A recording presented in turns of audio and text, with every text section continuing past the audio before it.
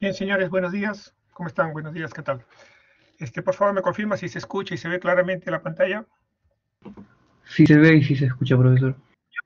Perfecto, bien, gracias. Bien, vamos a continuar entonces nuestra sesión de clases. A partir de las 9 de la mañana va a ser la práctica, ¿no? Van a tener una hora para resolver la práctica. Yo corto 8:50, 8:55 más o menos la clase, y ustedes a partir de las 9 pueden tener la práctica sin problema. Bien, bueno. Continuando con nuestro tema de terreno de fundación, la semana pasada estuvimos viendo algunas características que tenía la subrasante, que se definía como el tema de los rellenos, la conformación de las capas del terraplén, las características que deben cumplirse para el corte, para los rellenos, los cuidados. Y vamos a completar ahora con el análisis de los materiales de acuerdo a la norma peruana vigente. Los criterios geotécnicos que se toman como elementos de juicio. Siempre es importante que usted como ingeniera, como ingeniero, use criterios geotécnicos para establecer sus fundamentos, sus argumentos, ¿no? Y también el uso de la defectometría para evaluación de pavimentos existentes y el terreno de fundación. ¿Cómo se evalúa? Básicamente con un ensayo que se llama la defectometría, que sí lo deben conocer, el ensayo de Viga-Beckelman. Lo vamos a repasar ahora si es que no lo recuerdan mucho, pero es un ensayo la gran ventaja que da es que es un ensayo no destructivo y que permite evaluar las condiciones de la vía o el estado del pavimento. Recordemos un poquito lo que hablamos la vez pasada, que se denomina terreno de fundación al terreno sobre el cual se apoya la estructura del pavimento. Y en nuestro país, esta superficie se denomina como la subrasante. Es el término usual que se aplica. ¿Cómo se evalúa? Estuvimos conversando la semana pasada cómo se evalúa, cuántas calicatas, la certidumbre que puede tener uno sobre el estudio de suelo, sobre el perfil estratigráfico, ¿no? Entonces tenemos una normativa para la evaluación del pavimento, de la capa de la subrasante, para la exploración de suelos. ¿Cuántas calicatas se hacen? Que es la pregunta del millón. Número de calicatas. ¿Cuántas calicatas se deben hacer? Bueno, el Manual de Suelos y Pavimentos del MTC nos da una referencia para autopistas, carreteras duales, carreteras de primera clase, de segunda clase. Y nos dice, por ejemplo, en autopistas, son las carreteras que tienen un índice medio diario anual mayor a 6.000 vehículos por día, de calzadas separadas y cada una con 2 o más carriles. ¿Cuál debe ser la profundidad de la calicata? 1,50 m, siempre por debajo de la subrasante. Recuerden el esquema que conversábamos la semana anterior. Aquí. Sí se ve el Word, ¿no? Si no se ve, me dicen, por favor. Si se ve, seguimos nomás. Entonces, las calicatas deben estar por debajo de la cota de la subrasante. Una calicata como esta no tiene ningún sentido para efecto de explotación de la subrasante. Una calicata como esta tampoco. Las calicatas deben estar por debajo de la cota de la subrasante. Entonces, la especificación nos dice 1,50 m respecto al nivel de la subrasante del proyecto. ¿Y cuántas calicatas? Número, pero ojo, la norma siempre nos da un parámetro que se llama, que nos dice mínimo. Y lo subrayo porque si usted considera que debe haber más, es su criterio, pero es el número mínimo que se debe hacer. Muchas veces hay ingenieros que dicen, no, pero yo he cumplido con lo que dice la norma. No, no, no, está bien, pero la norma le dice el mínimo. Usted puede haber tomado más, porque era su consideración. Todos los manuales de estudios, todas las normas establecen en la primera página. Cada proyectista, a su criterio, considerará si es necesario hacer más pruebas de las que se piden, pero lo que establece el manual es el mínimo. Entonces, con esa restricción de lo que establece el manual es el mínimo que debe cumplir. No hay que confundir con eso es lo que debe cumplirse. Eso es lo mínimo. Les hago esta aclaración porque en verdad uno se topa mucho con esa confusión en el campo, ¿no? Como digo, profesionales que nos dicen, no, pero yo he cumplido con lo que dice la norma. No, usted ha puesto el mínimo, pero no quiere decir que eso sea suficiente. Ya era su criterio hacerlo suficiente. Bueno, ¿y cuántas calicatas se hacen? Como mínimo en todo caso. Si estamos estudiando una autopista, nos dicen, si la calzada es de 2 carriles por sentido, 4 calicatas por kilómetro por sentido. Si la calzada es de 3 carriles por sentido, 4 calicatas por kilómetro por sentido. Y si la calzada es de 4 carriles por sentido, 6 calicatas por kilómetro y por sentido. ¿Qué significa esto? Vamos a ver el ejemplo de la calzada que tiene 3 carriles por sentido y hay que hacer 4 calicatas por kilómetro y por sentido. Entonces decimos, una vía como esta. Tenemos una autopista con una berma separada, un separador central, y la norma nos dice, calzada de 3 carriles por sentido, 4 calicatas por kilómetro por sentido. Entonces, si tenemos 1, 2, 3 carriles en cada sentido, de izquierda a derecha y de derecha a izquierda, en cada kilómetro hay que hacer 4 calicatas. 1, 2, 3, 4. Y por sentido, ojo, no por todo el ancho de la vía, sino por sentido. Esto implica hacer 8 calicatas por kilómetro, porque son en ambos sentidos. Y hay que tener cuidado con el tema del presupuesto, porque uno dice, bueno, pues, pero podría ser 4 por kilómetro. No, es 4 por kilómetro y por sentido. Pero si es lo mismo, es el mismo tipo de material, eso no lo libera de su responsabilidad de hacer las calicatas. Y cada calicata representa tomar muestras, trasladar las muestras al laboratorio, hacer ensayos, representa costo y tiempo. Por eso le incido en esto, porque muchas veces las personas se confían a veces, ¿no? Dicen, pero es lo mismo, pues ¿para qué vas a hacer doble calicata? Porque la norma te pide 4 calicatas por kilómetro y por sentido. ¿Ya? Si fuera una carretera, imaginemos, de primera clase, para primera clase, ¿qué nos dice la norma? Estas son para autopistas, carreteras duales. Para una carretera de primera clase, igual, si el índice medio diario está entre 4.000 y 2.001 vehículos por día, siempre es 1,50 m por debajo del nivel de la suela rasante. 4 calicatas por kilómetro. Aquí no nos dice por sentido, nos dice 4 calicatas por kilómetro. Entonces, ¿cuál sería nuestro esquema de planteamiento? 4 calicatas por kilómetro, y por seguridad hacemos por sentido. ¿Por qué? Para tener una muestra representativa. No es su obligación, es cierto, no es su obligación, pero es lo más conveniente. La norma solamente le pide 4 calicatas por kilómetro, nada más. Usted podría decir, bueno, yo cumplí con el mínimo y he hecho 4 calicatas. Bastaría, ¿para qué voy a hacer tantas calicatas? Por seguridad. Ahora, no tiene que cumplir, no tiene que hacerlas, es lo más conveniente. Yo le recomiendo nunca basarse en lo mínimo, porque lo mínimo siempre está en el rango que cumple con las justas y puede haber dudas. ¿Qué pasaría si hubiera diferencias entre los suelos, diferencias de estratos entre los suelos? Por ejemplo, acá fuera un estrato de material suelto y acá fuera un estrato rocoso. La conformación sería distinta. Si usted comienza a sondear y va agarrando cierta confianza en la característica del suelo, podría hacer reducir, pero ese es su criterio. Lo que sí le pide la norma es el mínimo. Mínimo 4 calicatas por kilómetro. Si la carretera es de segunda clase, igual, siempre es una profundidad, 1,50 m por debajo de la suela rasante, eso es indiscutible. Son 3 calicatas por kilómetro. Si estuviera haciendo un estudio para carretera de tercera clase, lo que llamamos bajo volumen de tráfico, que son de 200 a 400 vehículos por día, 2 calicatas por kilómetro. Ya el espaciamiento es mayor.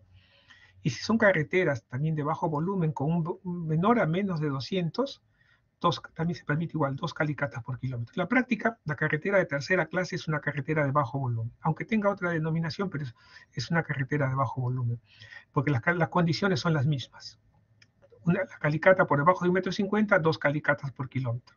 Uno puede decir, pero el tráfico no es igual, es cierto. El tráfico va para carretera de tercera clase de 200 a 400 y carreteras de bajo volumen menor que 200, pero las condiciones de requerimiento son las mismas. Pero le insisto en esto, es el mínimo que pide la norma. Quiero hacer un hincapié en el tema del mínimo, porque genera muchos problemas en el tema de responsabilidades. A usted lo contratan por hacer un estudio que sea correcto. Entonces, si usted cumplió con el mínimo, quiere decir que ha hecho lo correcto, que su estudio ya no tiene observación, ya no debería ser observado, ha cumplido con el mínimo. Nadie, absolutamente nadie, le prohíbe hacer más. Y eso depende de su criterio. Imaginemos que aquí en esta calicata usted encontrara material suelto. Y en esta calicata encontrara roca. Aquí encontrara roca. Diría, bueno, como aquí encontré material suelto y aquí encontré roca, son 4 calicatas por kilómetro, hay 250 metros más o menos entre cada una. Yo asumo que todo esto es material suelto, la mitad y la mitad es roca, o debería ser otra calicata. Le pregunto, a ver, como ingeniera, como ingeniero, ¿qué es lo que usted haría? Tomaría, si acá en esta calicata que estoy marcando, sí, sí se ve, ¿no? Lo que estoy marcando aquí, ¿sí? Aquí marcaría, Sí, encuentro profe. material suelto. Bien, aquí encuentro roca. Y usted dice, bueno, encontré material suelto, me dijeron que tenía que hacer 4 calicatas por kilómetro, yo he cumplido con lo que dice como la norma. Entonces, si aquí aparece otro material, no tengo ninguna responsabilidad. No debió ser le pregunto, ¿no debería ser su responsabilidad indagar un poco más? Haría uno, claro. Indagar algo Por más, ¿no? supuesto, claro. Por eso, le digo esto porque, miren, quiero que que parezca, puede parecer un poco pesado, pero les tiene que quedar clara la responsabilidad que tenemos como profesionales cuando hacemos un estudio. No es cumplir el mínimo. Hay personas que pretenden ampararse en eso y después tienen una serie de complicaciones, ¿no? Porque pero yo he cumplido con lo que dice la norma. No, no, no. La norma le da el mínimo. No quiere decir que eso esté bien. Hay personas que usted los escucha discutir y dice, no, no, no. Yo he hecho lo que dice la norma. Entonces está bien. Si no, la norma está mal, pues. No, no es que la norma esté mal. No. La norma lo que le dice, y se lo dice 100 veces, el mínimo. El número mínimo de calicatas. Y en la primera página del Manual de Suelos y Pavimentos, de la EG 2000, de la norma de diseño geométrico, en la primera página dice, cada proyectista deberá establecer sus criterios. Lo que le da el manual, lo que le da la norma, son los criterios mínimos que debe cumplir. O sea, menos de 2 calicatas no puede hacer por kilómetro, es para este caso. Para una carretera, menos de 2, no. Pero nadie le dice que no puede hacer 3, 4 o 5 para que su estudio, dependiendo del alcance del estudio. Pero es que no me pagan, correcto. Pues usted puede sustentar ese reclamo. Usted puede decir, oiga, ingeniero, usted me ha contratado para hacer el mínimo. Pero aquí consideramos que debe haber más calicatas y usted justifica. Necesita otra calicata intermedia. ¿Por qué? Porque hay dudas sobre las características de los suelos. No puedo hacer un perfil estratigráfico con esas condiciones. No hay confiabilidad en el estudio. Entonces usted justifica y sustenta la necesidad de mayor número de calicatas. Tampoco no es que usted las va a hacer gratis, ¿no? Se sustenta. Pero esa parte, como le digo, es una parte que crea bastante conflicto y a veces profesionales se ven involucrados en temas de que, oye, hay responsabilidad porque la carretera estuvo mal hecha, el estudio generó adicionales, tiene deficiencias el expediente técnico y no es un argumento válido, yo he cumplido con el mínimo.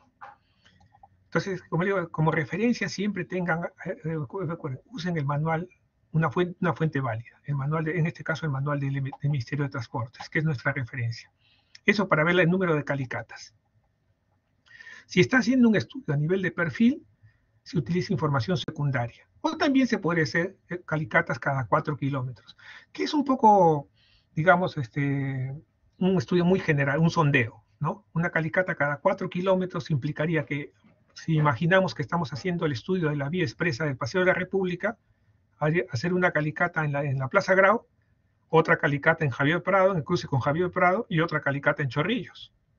Y decir, bueno, ya están las calicatas, y con eso tengo el estudio de suelos de la vía expresa. No. El perfil, recordemos el alcance que tiene un perfil o el estudio de factibilidad son sondeos. No se puede considerar como un estudio básico.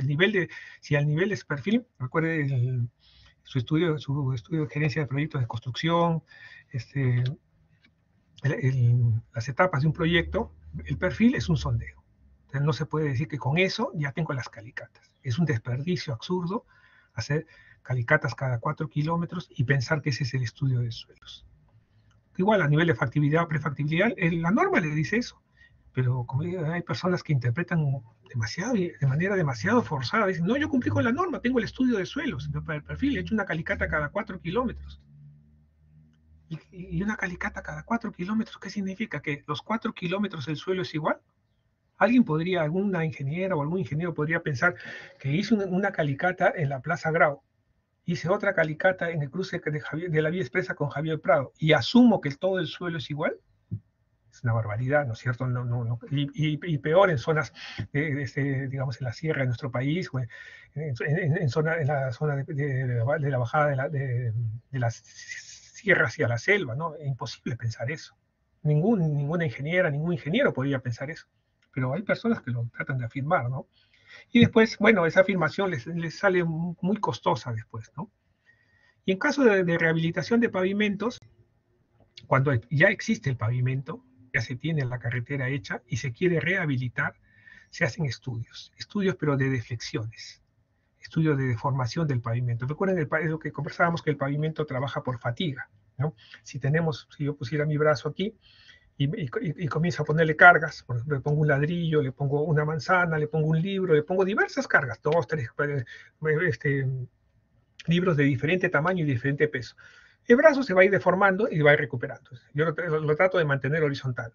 Pero llega un momento en que se fatiga. Se va fatigando y se va recuperando menos. Cada vez hasta que se va deformando. La deformación se va haciendo permanente. Va haciéndose deformaciones y llega un momento que ya no se recupera y colapsa. Y entonces, como el comportamiento del pavimento es por fatiga, el estudio del pavimento, cuando se estudian los pavimentos, se estudian las deformaciones, lo que llamamos las deflexiones. ¿Y qué se busca? ¿Dónde es el sitio de la deflexión máxima? ¿Dónde la deflexión es cercana a la deflexión característica, que es la que debería tener como típica? ¿Dónde la deflexión es cercana al promedio?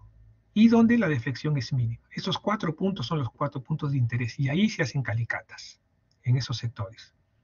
¿Cómo se determina dónde la deflexión es máxima? ¿Cómo se mide la deflexión?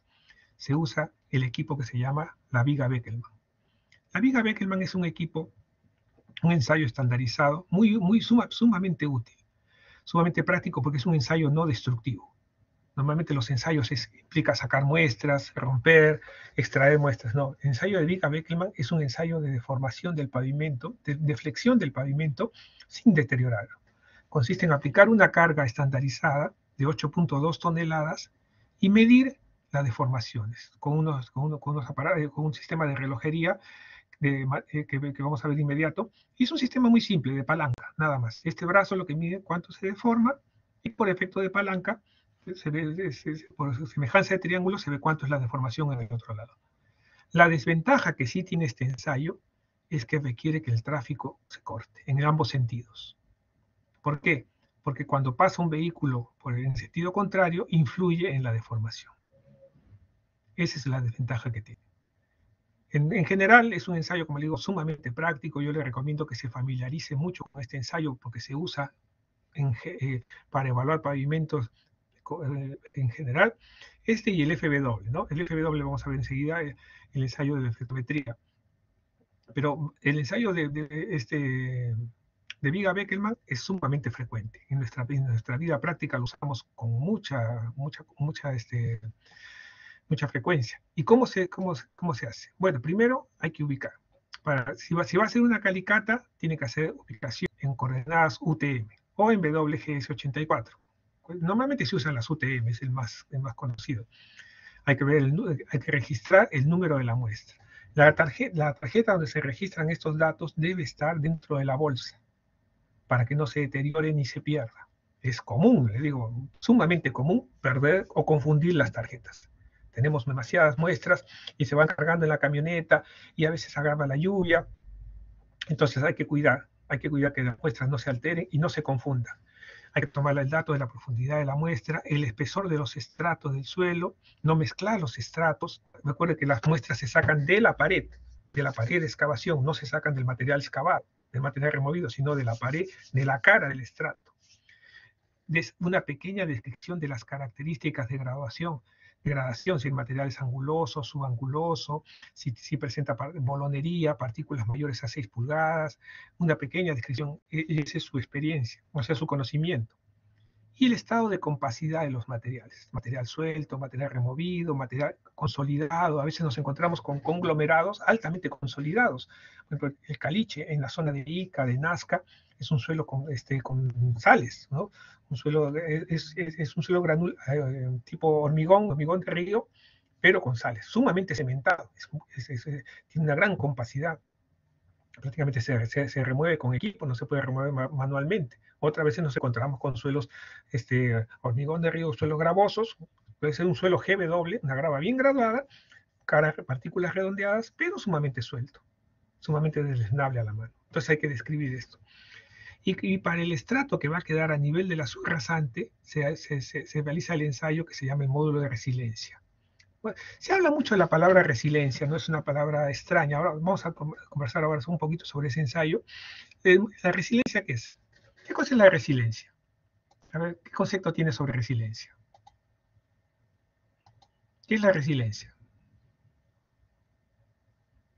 Señor Chagua, señorita Padilla, señor Mesa, señor Rosas, ¿qué es la resiliencia? O cualquiera de los colegas que desee participar, ¿eh? ¿Qué entiende por resiliencia? La capacidad de adaptarse, ese es un poco, no tan así, más la capacidad de recuperarse después de un impacto. Cuando la capacidad de persistir, o bien, señorita Ríos, o de recuperarse, ¿no? Más, cuando uno tiene, por ejemplo, lo que se llama la resiliencia emocional, es la recuperación, no tanto como instantánea, sino puede ser lenta o rápida, pero es la capacidad de recuperarse, exacto. Bien, señorita Padilla, bien, sí, es la capacidad de recuperarse. Entonces, el módulo de resiliencia es lo que analiza eso, la capacidad de recuperarse del suelo. Ante la acción de una carga, este suelo se deforma, el pavimento se deforma, la subrasante se deforma. La carga, como es móvil, se retira inmediatamente. Lo que se analiza es la capacidad de recuperarse, la capacidad de volver a su estado inicial. Ese estado elástico que, claro, no es visible al ojo humano, esa capacidad de recuperación, por eso es que se analiza con el ensayo el módulo de resiliencia.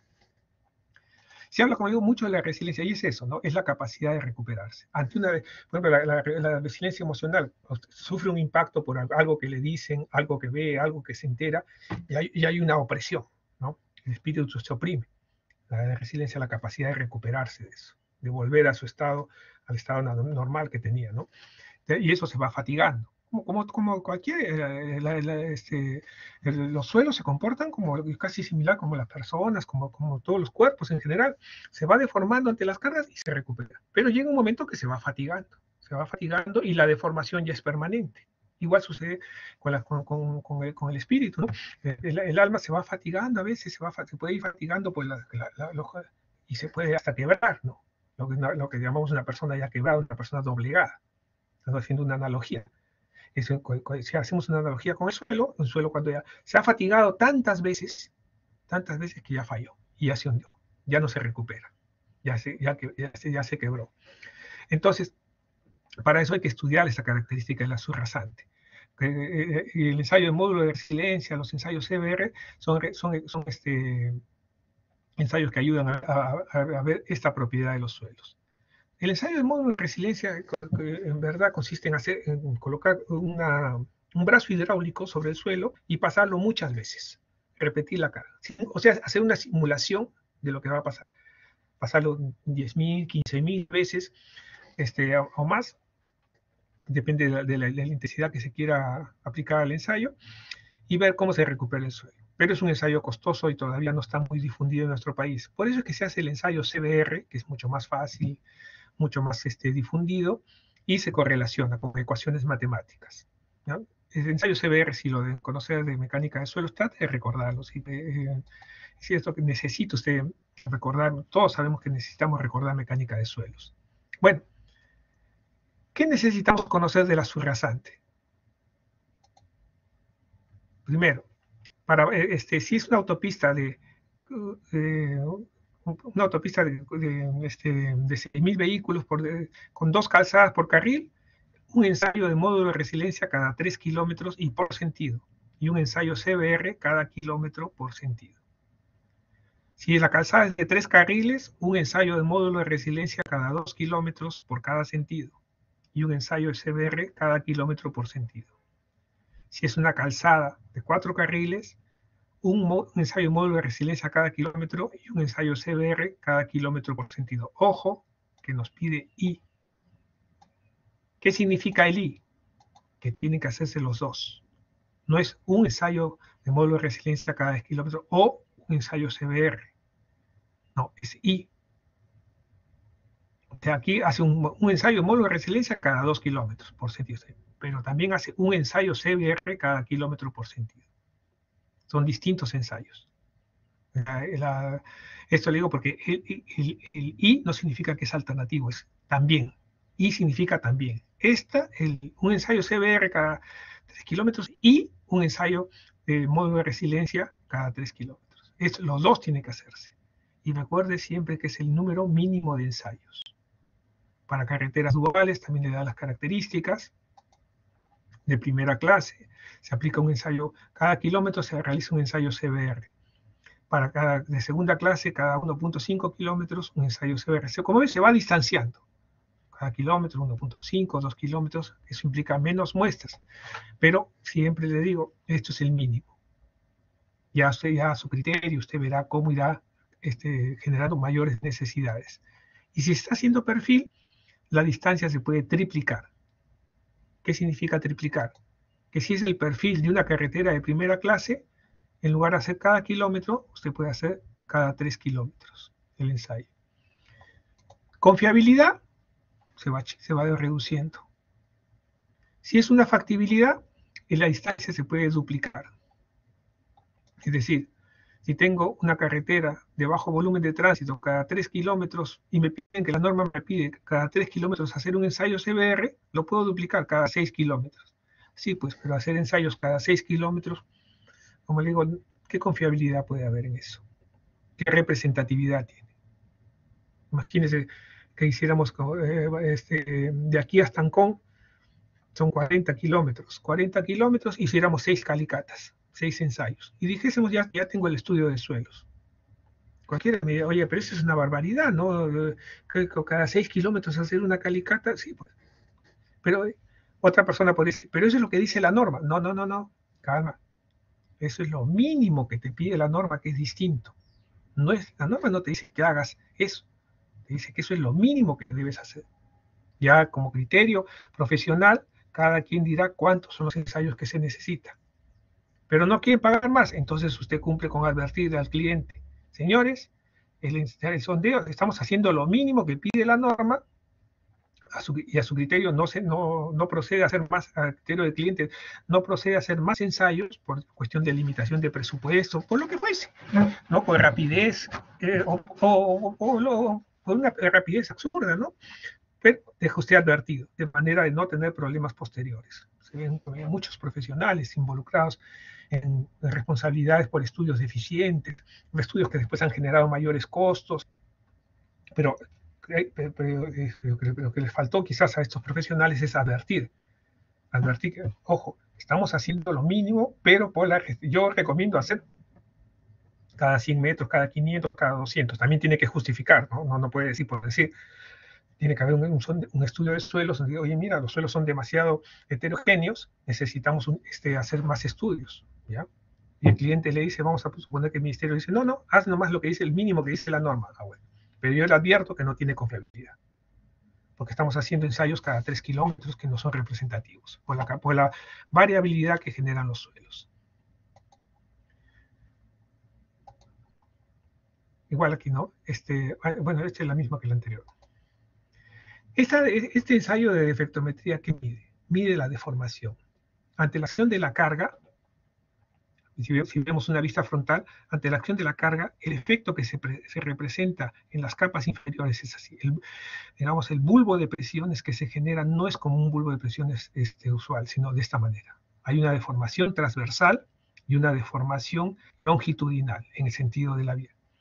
Y vista lateralmente, también tenemos un bulbo de presiones de esta forma. Si quisiéramos visualizar este sólido de deformaciones puntualmente, de manera instantánea en un punto, sería un bloque compuesto por esta vista frontal y esta vista lateral.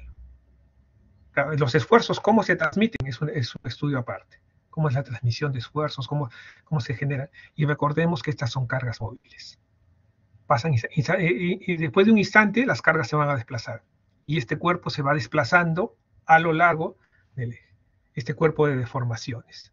Y eso es lo que se trata de analizar, cómo se generan estas deformaciones en el suelo y cuáles son los puntos de mayor deformación. qué sectores. Entonces, para eso se hace el ensayo de viga Beckermann. La ventaja que tiene, como digo, la viga Beckermann es que no destruye la viga. Es un ensayo no destructivo.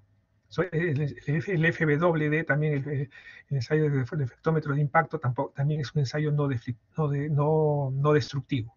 Y eso es una gran ventaja en la evaluación de pavimentos, porque no lo deteriora. Normalmente cuando se hace una muestra, se saca un testigo, pues se hace una perforación y después se parcha y bueno, pues y ya se dejó el hueco, ¿no? Y ahí se llena de agua y el agua comienza a ingresar hacia las capas inferiores.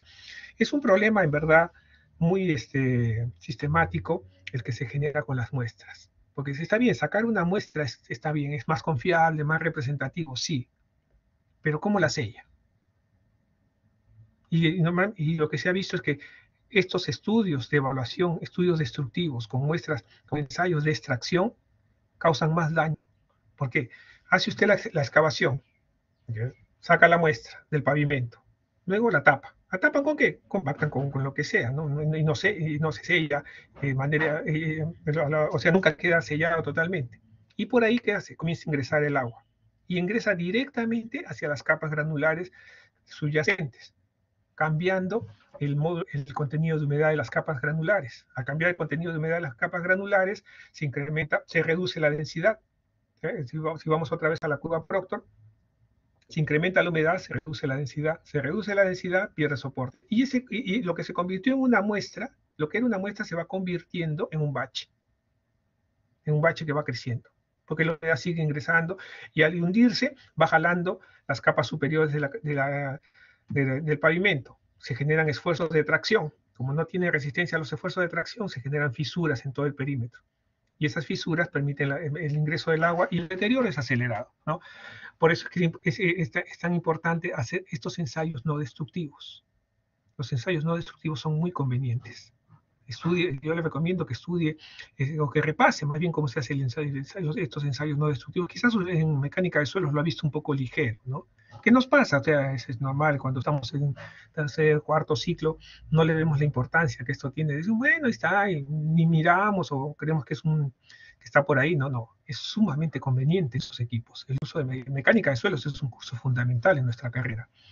Podemos tener la viga, como digo, la viga Beckermann, que es colocar la carga con un volquete estandarizado. Tampoco no es cualquier volquete, se tiene que tener un número de lonas la llanta, una presión de inflado. Se coloca en el medio de un eje doble, un eje dual, perdón, de doble llanta.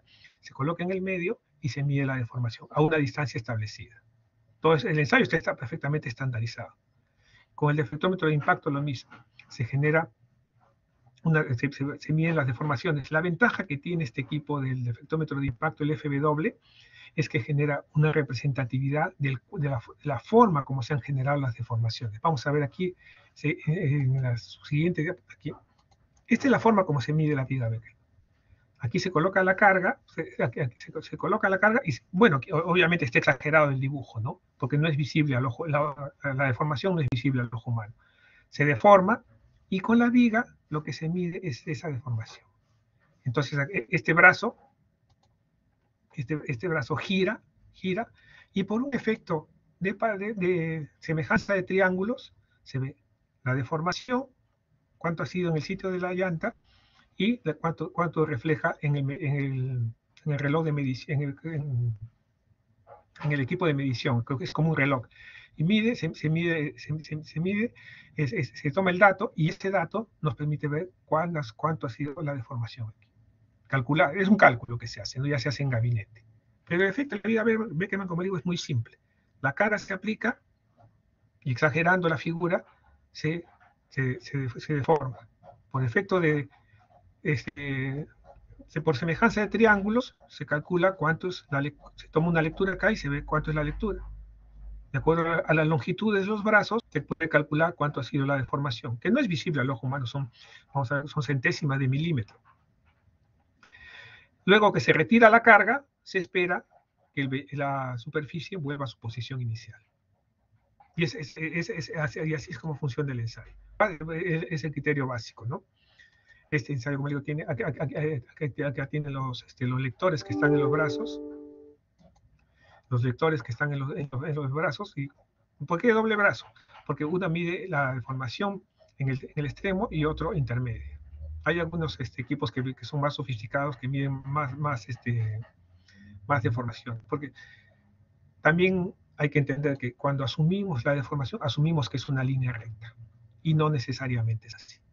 Igual cuando hacemos el modelamiento de las deflex de los esfuerzos, asumimos que se distribuyen uniformemente hacia ambos lados.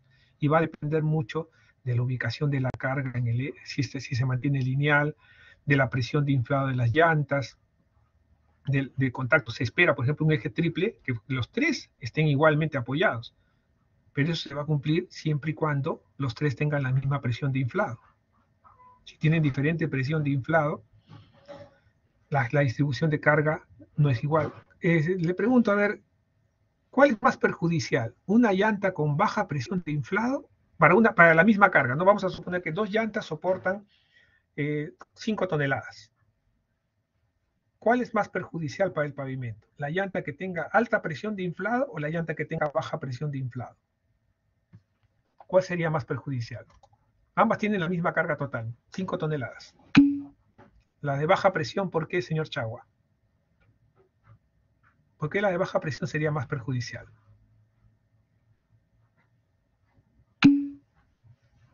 Mayor área de contacto. Y si la carga se distribuye en mayor área de contacto, ¿el esfuerzo unitario es mayor o menor?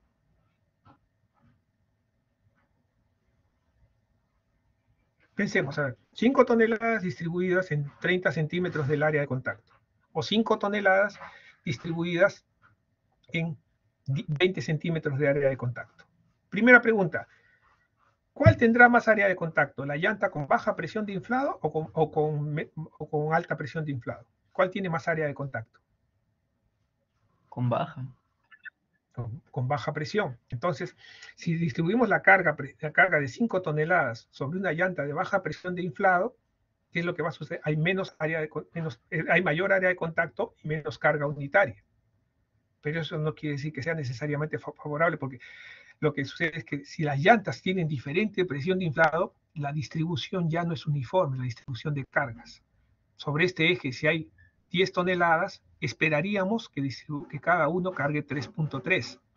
Pero si tienen diferente presión de inflado, resulta totalmente aleatorio cuál es la carga que va a soportar cada uno y cómo es la distribución.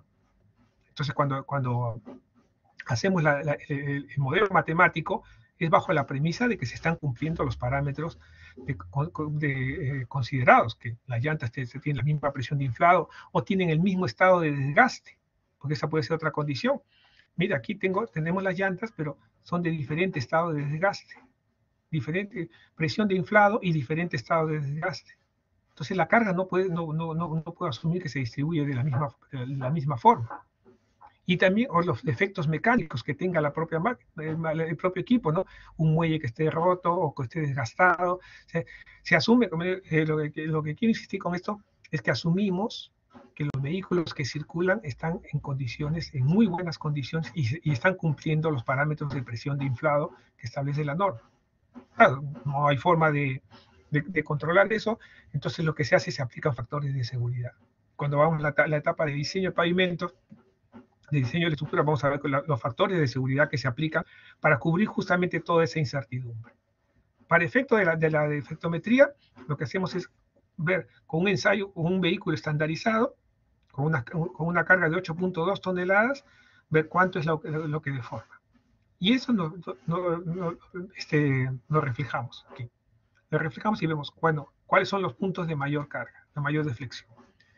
El deflectómetro de impacto es un deflectómetro que nos da un reporte de conjunto de valores de cargas, de deflexiones, perdón, un conjunto de valores de deflexiones por cada sección. En cada sección donde se tome, estos ensayos se toman normalmente cada 250 metros, se toma un ensayo en cada carril. El problema de tomar el ensayo en sí no es complicado. La limitación que tiene es cerrar el tráfico. Aquí vemos este señor que está aquí cerrando el tráfico en la curva y hacia atrás hay otro. Entonces es sumamente complicado cuando la carretera tiene alto tráfico. En la carretera central hacer este ensayo, claro, es lo más conveniente, pero es complicadísimo. Porque imagínense, toma un ensayo acá, ¿cuánto demora? Más o menos 7, 8 minutos ya. Retira, pasa el tráfico, avanza 250 metros, otra vez a cerrar el tráfico. Y así se va acumulando el tráfico. Es como poner un semáforo, pues. Un semáforo en rojo que va a demorar, que demora 7, 8 minutos cada 10 minutos. Caramba, el tráfico se acumula de locura. Y ese es un problema muy serio. Imagínense que haga esto pues en la avenida Colonial, póngase. En la avenida Colonial y cierre un carril. Y impida, o sea, no solamente cerrar un carril, sino impida que pasen por el costado. Porque si pasa un vehículo, ya sea en el mismo sentido o en sentido contrario, se altera el resultado. Entonces, si bien es cierto, tiene muchas ventajas, pero requiere unas condiciones que no siempre se logran. Este defectómetro de impacto lo mismo. Para que sea representativo, tiene que cerrar el carril. Errores que uno ve a veces es que se hace el ensayo sin cerrar el carril. Un ensayo que se hace así, con carril abierto, no es representativo, en verdad. Va a dar un dato, decir, bueno, que tanto problema, caramba, que el tráfico, que no se puede avanzar, que esto, que... Adelante, diga, por favor.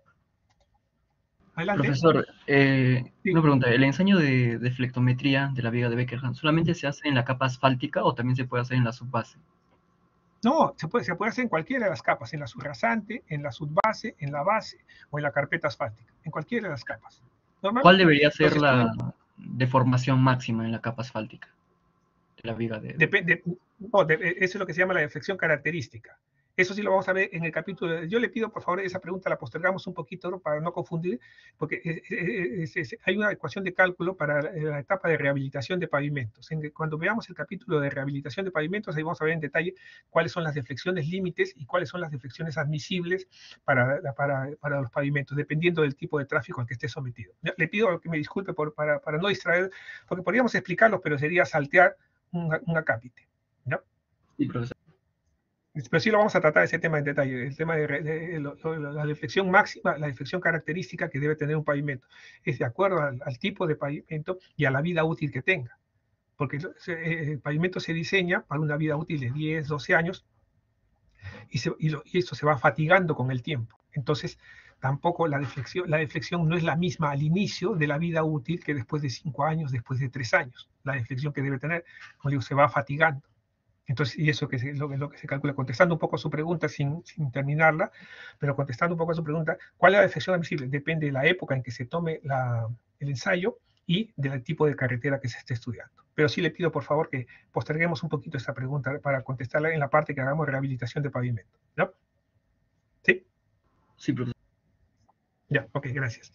Bien, entonces le decía, el ensayo es muy bueno, pero siempre y cuando se tome adecuadamente. Si el ensayo se toma con tráfico abierto, es un ensayo que no, es un disparate.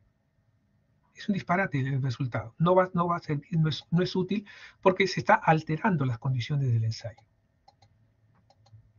¿Ven? Igual este ensayo de evaluación. Lo que necesitamos conocer para estudiar el comportamiento de los suelos, que son las deformaciones. Es interesante esto porque lo que estudiamos es el análisis de deformaciones de un conjunto de capas, un cuerpo heterogéneo. No es como cuando se estudia el análisis de una columna, la deflexión axial de una columna, de una viga, o el efecto de los momentos para calcular la deflexión de una viga. No, porque ahí es un material homogéneo, isotrópico, tiene el mismo comportamiento en todas las direcciones. El pavimento lo que tiene es comportamientos distintos, porque son diferentes capas, cada una se comporta de forma distinta. Tiene diferente módulo de elasticidad, diferentes características de transmisión de esfuerzos. Entonces lo que tenemos que conocer como punto clave es las características de los suelos.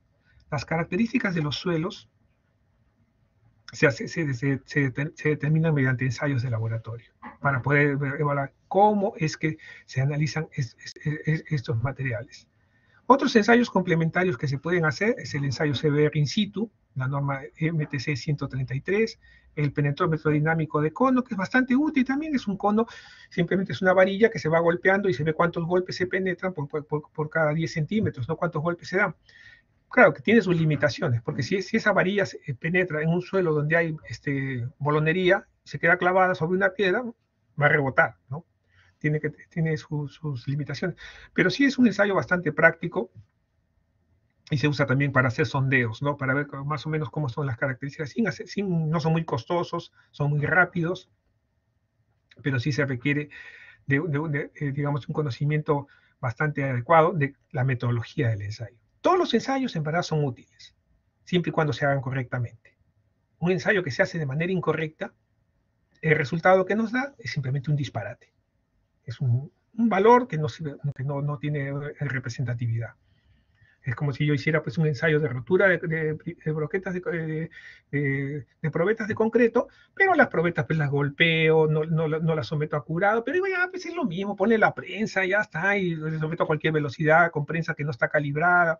Hago el ensayo, sí, entre comillas, ¿no? Pero es un disparate. Pues. El resultado que tengo que dar es un disparate. Por eso es conveniente y muy importante que usted, como ingeniera, como ingeniero, sepa bien cómo se hacen los ensayos, los conozca. Y la utilidad que se obtiene del ensayo. No solamente saber que existen, no solamente tener un manual, tener digamos, un programa que nos dé fuegos artificiales, y no sabe, sí, qué bonito, no, sino saber cómo funciona. Para eso lo que hay que basarnos es en las normas que rigen el comportamiento de los suelos. Y esas normas no las inventamos, las sacamos de los manuales de ensayo del laboratorio, y en nuestro país, quien gobierna esa normativa es el Ministerio de Transportes y Comunicaciones. Es el ente normativo de ensayos de mecánicas de suelo. Tiene diversas publicaciones, lo que hemos estado conversando en las anteriores clases, la EG 2013, la EM 2000, el glosario de términos, diversas publicaciones que a usted le permiten familiarizarse y tener un respaldo para poder conversar, para poder discutir, pero sobre todo para poder aportar. Porque recuerde, siempre lo que se espera de cada uno de nosotros es que aportemos con soluciones acertadas. Los suelos, entonces, ¿cómo se clasifican? Recordemos que el sistema básico SUX y AS, pero hay condiciones que son fundamentales. Primero, la representatividad de los signos es mandatoria, no es optativa, no es que cada uno usa los símbolos que quiere. Los símbolos en la clasificación ASTRO son estos. Si es un suelo A1A, es esta simbología. Un suelo A1B, un suelo A3, un suelo A24, y uno lo va interpretando como si fuera un código, ¿no? Una clave Morse, algo así. Yo lo pienso a veces como los músicos, ¿no? Para mí me parece una cosa mágica, de verdad, es algo de maravilla, cómo un músico puede ver esas líneas, ver las líneas que hay, y en su cabeza, de alguna manera, esas líneas se convierten en sonidos. ¿No? Lo que va viendo a mí me parece una cosa de maravilla, ¿no? Es una habilidad realmente increíble la que tiene el músico de esa capacidad de leer, de ver unas líneas en un papel y que en su cabeza se forme un sonido. Esto está alto, esto está bajo, esto de aquí, allá, y vaya viendo y vaya escuchando de alguna manera, por el sonido que se forma dentro de su cabeza. Como digo, esa habilidad, con las diferencias que tiene, deberíamos adquirirla para el tema de suelos. Cuando usted vea estos símbolos, ya en su cabeza debe formarse un A24. ¿Y qué cosa es un A24? ¿Qué características tiene? Este suelo, un A76, ¿qué significa? ¿Qué características tiene? Una materia orgánica, una roca sana, una roca desintegrada, ¿qué características tiene? Igual con el sistema SUX. Con el sistema SUX no solamente son mandatorios los símbolos, sino los colores. Los colores son fundamentales para interpretar el sistema SUX. Es cuestión de estudiar nada más y para que usted se vaya familiarizando, de manera que cuando vea un perfil estratigráfico, para usted sea como para un músico ver un pentagrama. Usted ve el perfil estratigráfico y en su cabeza se va transformando, ese SW se va transformando en un conocimiento del suelo. Ese GM se va transformando. Es decir, igual que con músicos que esas líneas se van transformando en su cabeza en sonido, de alguna manera mágica, como digo, se van transformando en sonido. Igual para usted vea estos símbolos, vea, un ML es así, un CL, entonces, ¿qué significa? Es una arcilla inorgánica de plasticidad baja o mediana, son arcillas con gravas, arcillas arenosas, ¿qué significa? ¿Y qué significa eso? ¿Para qué? Para que usted pueda familiarizarse con el entendimiento del perfil estratigráfico. Siempre tomando como referencia el manual de ensayo de materiales, la norma MTC E101, símbolos gráficos para suelos. Luego, basémonos siempre en cualquier informe que usted presente o que usted exija, pida, oiga, ¿y en qué se basa? ¿Qué referencia tiene? No es que yo lo hago así, no es que usted lo hace así. Los suelos OH se representan de esta manera. Los suelos CH se representan. ¿Qué son suelos OH? Son arcillas orgánicas con mediana o elevada plasticidad, son limos orgánicos, pero son suelos orgánicos. ¿Y por qué? Entonces, para que usted pueda, ¿y para qué sirve? ¿Y en qué lo voy a utilizar? Porque no es cuestión de botarlo, sino en qué se va a utilizar. O sea, la primera información, ¿qué es? Ya. Segunda información, ¿qué características tiene? Ya. Tercera información, ¿para qué lo voy a utilizar? ¿Para qué es útil? Y no existe que nada. Cuando uno dice que no sirve para nada, es simplemente porque refleja la incapacidad que tiene para utilizarlo en algo útil. Es muy fácil decir, no, eso no sirve para nada, eso hay que botarlo, eso es facilismo, es un facilismo muy, digamos, muy poco profesional, ¿no? Cuando uno dice, eso no sirve para nada, no sirve para nada, no me sirve. Es como cuando uno agarra una pieza de un rompecabezas y trata de ponerla en un sitio, y si la pieza no entra en ese sitio, dice, no, la pieza no sirve. No, el que no sirve es uno, no sabe dónde ponerla. Igual con los suelos y con todo, ¿no? Con todo en la vida. No es que no sirva, sino que uno quizás no sabe dónde colocarlos. ¿Cómo se describen los suelos? Aparte de la simbología. Bueno, pues sus propiedades geotécnicas, la granulometría, la plasticidad, el equivalente de arena, el índice de grupo, la humedad natural, la clasificación SUX y ASTO, el ensayo CBR y el módulo resiliente. Estos ensayos son básicos y vamos a insistir un poquito ahora porque usted tiene que conocerlo. Va que nada es un repaso, ¿no? Un repaso de su conocimiento. La granulometría, ¿qué nos representa? Las curvas granulométricas, los tamaños de los materiales. La grava, que va de 75 milímetros a 4.75. La arena, que puede ser arena gruesa, arena media o arena fina. Y los materiales finos, que es menor que la malla 200, limos y arcillas. ¿Qué diferencia hay entre limos y arcillas? ¿Qué diferencia básica? ¿Cómo obtengo el tamaño de los materiales? La curva granulométrica la obtengo con el ensayo de granulometría. Perfecto. Muy bien, donde tenemos un eje de abscisas, donde está en escala logarítmica o semilogarítmica, o bueno, es como un papel semilogarítmico, ¿no? Una escala logarítmica y un eje de ordenadas en escala aritmética. Se presentan los porcentajes y los tamaños, y tengo la curva granulométrica. ¿Cómo obtengo la diferencia entre limos y arcillas? Para el material que pasa la malla 200. ¿Cómo obtengo la granulometría del material que pasa por debajo de la malla 200? ¿Qué ensayo hacemos? Vamos, ingeniero, vamos. ¿Qué ensayo? Para el material que pasa la malla 200. ¿Qué ensayo se hace? Señor Ricra, señor Chagua, señorita Padilla, señor Pesa, señorita Ríos. ¿Qué ensayo hacemos? Recuerde. Sí sabe. Usamos el hidrómetro, el ensayo de hidrometría, para el material que pasa la malla 200. Recuerde mecánica de suelos, no espere que le hagan estas preguntas en un trabajo. Téngalas ya en su cabeza. Y recuerde, ¿qué diferencia hay entre el limo y la arcilla? Aparte del tamaño, ¿qué diferencia hay entre las partículas de limo y arcilla? ¿Por qué no se pueden usar terraplenes con limo? ¿Por qué no se deben construir? ¿Y por qué sí se pueden construir terraplenes con arcilla? Recuerde, sí sabe.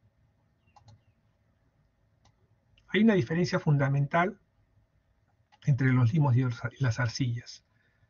Las arcillas son, si no se ve el Word, me avisan por favor, son básicamente partículas planas y tienen trabazón. Cuando ante la acción de una carga, recuerde el módulo de Poisson, los esfuerzos transversales que se generan ante la acción de una carga vertical, las arcillas los contienen por la forma de plana que tienen y generan una trabazón a los esfuerzos, a la deformación horizontal ante la acción de una carga vertical.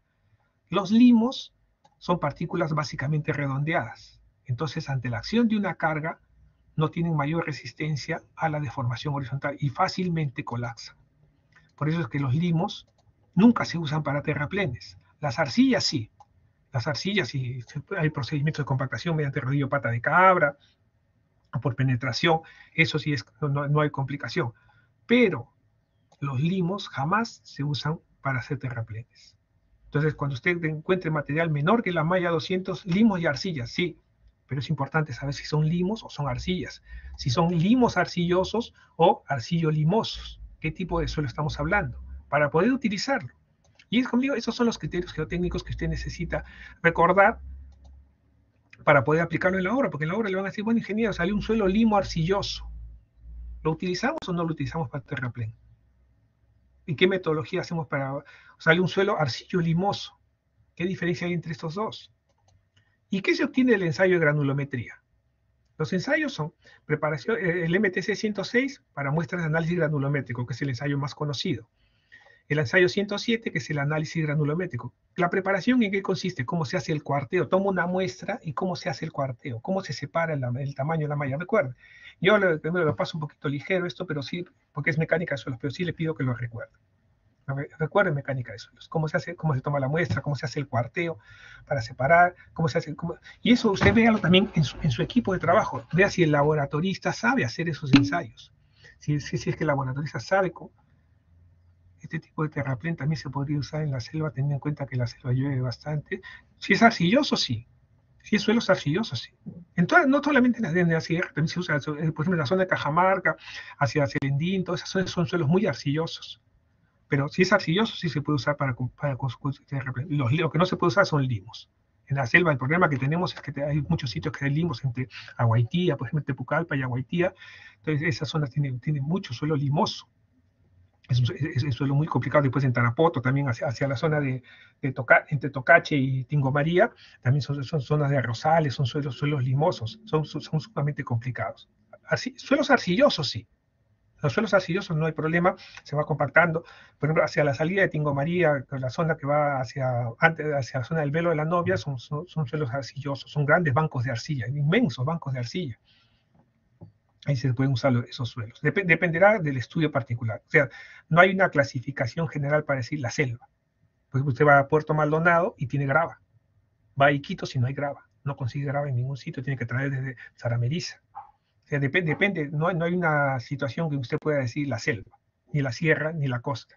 En la costa podemos tener sectores, en Piura tenemos sectores secatumbes, donde los suelos son arcillosos, pero cuando están secos son muy consolidados, muy difíciles, hay que usar incluso explosivos para remover, pero se pueden usar para terraplenes. Muy bien, sin problema, porque son arcillas. Pero en otros sectores, entre Sullana y hacia Sullana más bien, ya son suelos más limosos. Depende de cada sitio. No, en carreteras, por supuesto, para terraplenes se usan arcillas, eso es el problema. No, en estructuras no. Para concreto ni hablar. Para estructuras de concreto tiene su propia dosificación, sus propias restricciones, ni hablar. En estructuras, trabajar con arcillas, ni hablar. Lo único que se usa es el ladrillo, que es una arcilla cocida, ¿no? Y que también tiene sus condiciones. No es cualquier arcilla para usar ladrillos. Usted no puede fabricar un ladrillo con cualquier tipo de arcilla. Tiene unas restricciones de la arcilla, y esa arcilla, una vez que es moldada, pasa a ser cocida en un horno. Pero no es cualquier arcilla. Y en estructuras jamás se puede usar. Los finos son sumamente nocivos, tienen muy poca resistencia a los esfuerzos. ¿Ok? ¿Sí, señor Mesa?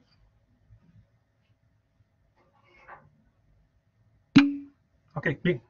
Ok, no, gracias a usted. Bueno, como le decía, el ensayo de granulometría, el MTC 107, el suelo portamizado, y el MTC 109, el análisis por medio del hidrómetro. Para el material que pasa a la malla 200, use el ensayo de hidrómetro. El resultado es obtener una clasificación, una curva granulométrica que nos diga las características de los suelos. Y que estamos en el rango de limos, en arenas, en gravas o en arcillas. ¿En qué estamos? ¿Y qué tipo tenemos? Luego, otra propiedad que se estudia es la plasticidad. La plasticidad, recuerden los límites de Atterberg. Límite líquido, límite plástico. ¿Qué función tiene? ¿Para qué sirven? Como digo, esta parte la paso un poco ligero, pero le pido por favor que la refresque, que estudie, sobre todo para el parcial. Bien, definitivamente vienen preguntas de mecánica de suelos. ¿Qué significa el límite líquido? Es un contenido de humedad. Recuerden, el límite líquido, el límite plástico son contenidos de humedad. ¿El índice de plasticidad qué cosa es? ¿Qué representa el índice de plasticidad? Señor Mesa, señor Caguabrica, señor Chagua, ¿qué representa el índice de plasticidad? La diferencia entre el límite líquido y el límite plástico. Sí sabe, o sea, yo estoy seguro que sí sabe. No hay discusión sobre eso. ¿Cómo se hace un ensayo límite plástico?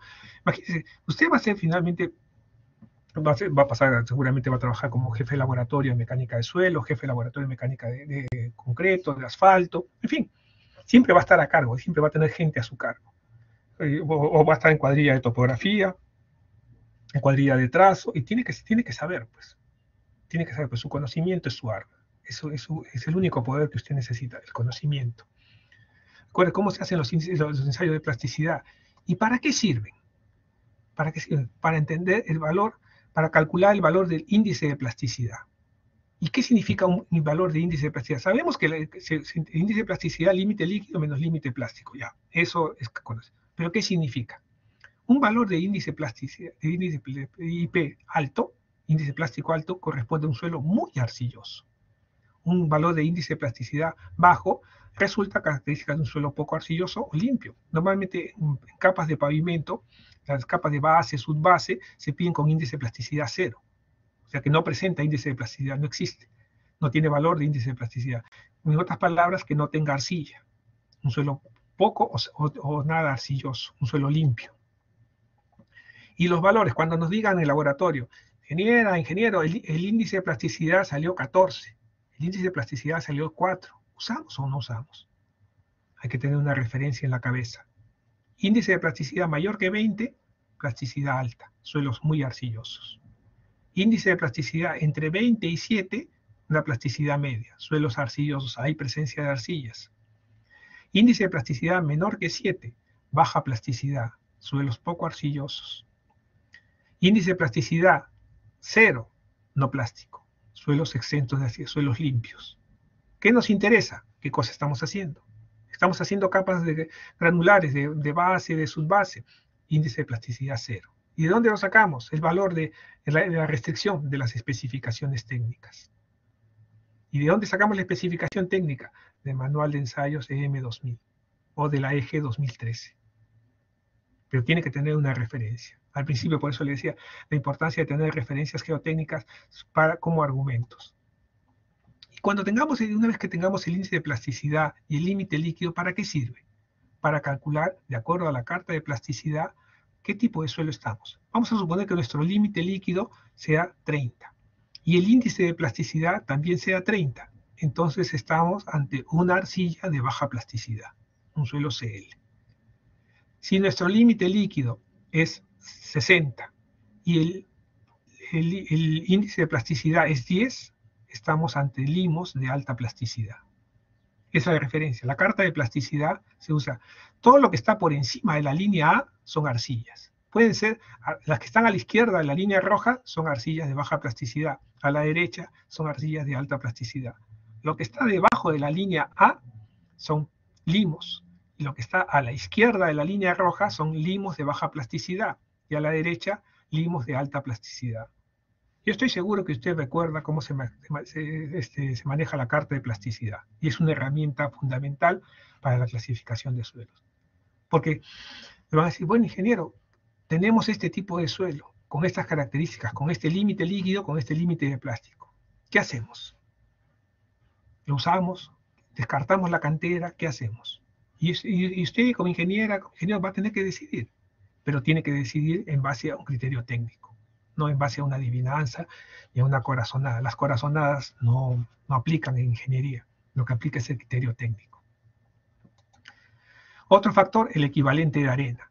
Me va a decir, ingeniero, esta cantera tiene un equivalente de arena de 20% y la otra cantera tiene un equivalente de arena de 41%. ¿Cuál es más conveniente? ¿Cuál usamos? Las dos tienen el mismo precio, las mismas características, la misma distancia, ¿cuál usamos?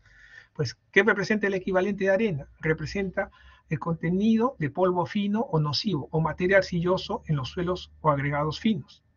Entonces, un valor de equivalente de arena alto implica que el suelo no es plástico, es arena.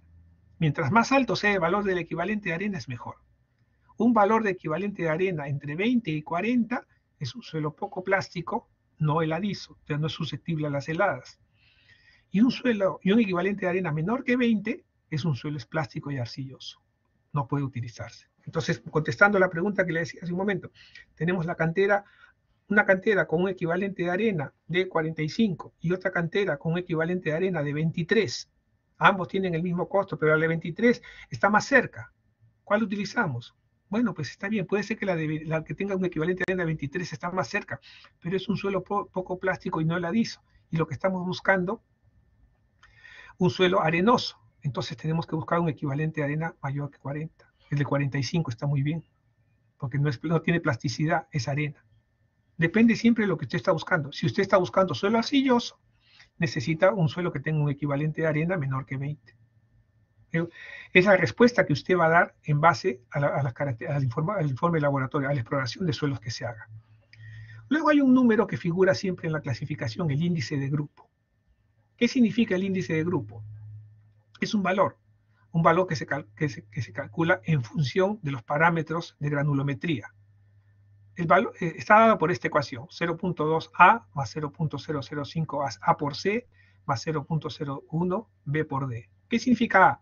F menos 35. ¿Y F qué es? Es la fracción del porcentaje que pasa a la malla 200. Expresa entre 1 y 40. Es decir, si esta diferencia es mayor que 40, como máximo es 40. Y si es negativo, vamos a suponer que F sea 15. Entonces usted no puede poner 15 menos 35 menos 20, no, 1. El valor que toma este parámetro A es 1 y 40, dentro de ese rango. Igual el valor B es F menos 15 y también está comprendido entre 1 menos 40. El valor de C es límite líquido menos 40, pero está comprendido como un número entre 0 y 20. Supongamos que el límite líquido sea 30. Usted no puede poner C menos 10, no, pone 0. Y vamos a suponer que el límite líquido sea 70, por decir. Usted no pone 70 menos 40, 30, no, pone 20. Son los valores máximos que toman estos parámetros. Y el valor de D es el índice de plasticidad menos 10, pero va entre 0 y 20. 20 o más, en el caso que fuera un valor positivo. Pero si es valor negativo, 0. Entonces, tenga presente esto porque el índice de grupo, ¿para qué sirve? Ya, calculamos el índice de grupo. ¿Y qué indica este valor de índice de grupo? Indica las características del suelo. Si el índice de grupo es mayor que 9, es un suelo muy pobre estructuralmente. Si está entre 4 y 9, es un suelo pobre. Si está entre 2 y 4, es regular.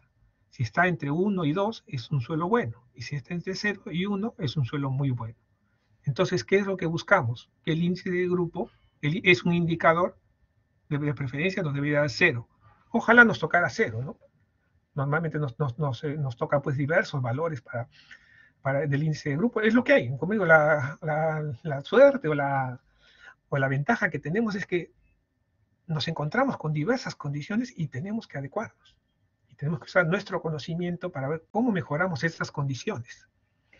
Si el índice de grupo es 0, es un suelo muy bueno. Pero si es mayor que 20, un suelo no utilizable para caminos. ¿Qué significa no utilizable? Que hay que reemplazarlo. Hay que cambiarlo. Encontramos acá nuestro suelo.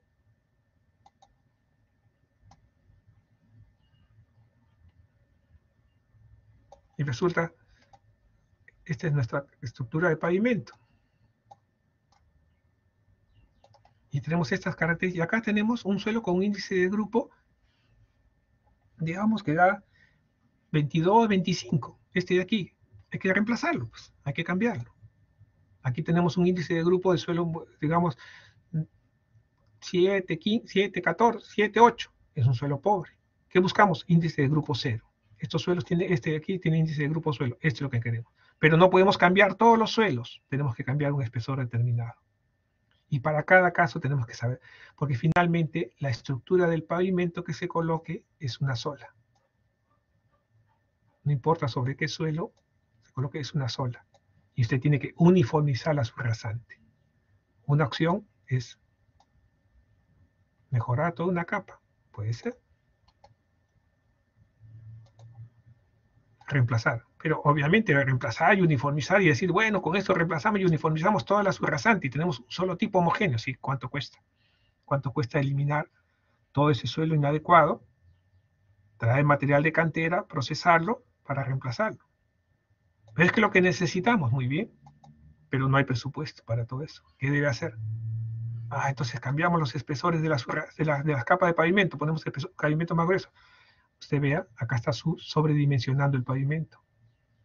Y así va haciendo sus diseños alternativos. Nuestro trabajo es sumamente interesante, muy bonito es este trabajo, pero tiene que basarse en criterios, no son adivinanzas. ¿Para qué sirve el índice de grupo? Y cuando usted vea un valor de índice de grupo, ¿para qué sirve? Y usted le va a decir, ingeniero, el índice de grupo salió 7 de esta cantera, y de esta otra cantera el índice de grupo salió 14. ¿Cuál utilizamos? 14, no, es un suelo muy pobre, ¿no? 7, bueno, 7 es un suelo pobre. ¿Cuál utilizamos? Porque el rango es bastante grande, de 4 a 9. 4, 5, 6, 5.5, 7, 7.2, 8, 8.1, todos estos valores. No quiere decir que sea el mismo suelo. Es un suelo pobre en general, estructuralmente. Pero ¿cuál utilizamos? Luego el otro ensayo de humedad natural. El ensayo de humedad natural se sirve para ver, ojo, cómo compactamos el suelo. Y recuerde cómo se hace el ensayo de curva Proctor. Recuerde, como digo, necesita recordar todos los ensayos para que pueda usted trabajar adecuadamente. Y para tomar decisiones, este material se utiliza, no se utiliza, pasa la prueba, se coloca otra capa, no se coloca, son sus decisiones.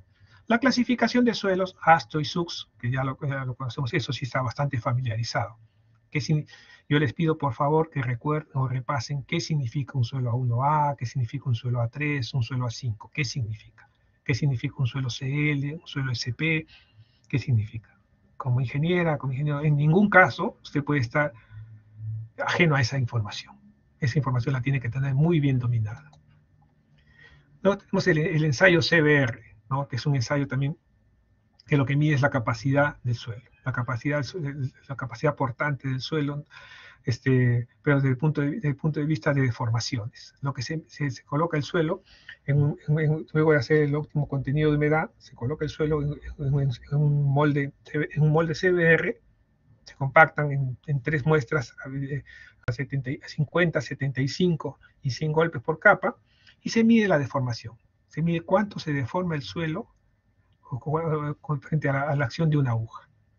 Una aguja hasta que penetra 1/10 de pulgada. Cuando penetra 1/10 de pulgada, se ve cuál ha sido la carga. Y esa carga se compara con un parámetro estándar y se ve el porcentaje. Mira, se necesitó, vamos a pensar que la carga estándar era 100 kilos y usted necesitó 95 kilos para penetrar 1/10 de pulgada. Entonces el suelo se denomina un suelo CBR 95%. Si usted necesitó 80 kilos para penetrar una carga de 1 pulgada, un CBR con un 80%. Y así es como se denomina. Este ensayo de CBR es sumamente frecuente en pavimentos,